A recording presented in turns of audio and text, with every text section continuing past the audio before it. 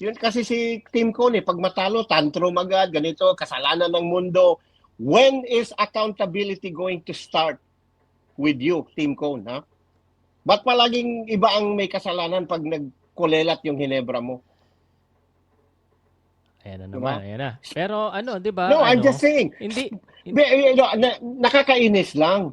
Because you are taking, by making an issue at this, at the post-game conference, you are taking the credit out of Converge. Instead na the conversation should be the good triumph of Converge over Hinebra. Nagiging ang galit ni Tim Cone, ang disappointment niya, all this BS about unwritten rules of the game. There are no unwritten rules of the game. The only thing, the rules that are written are if the game is still ongoing, you play defense. You do not allow the other team to make a layup. Di kasalanan ng Converge yun.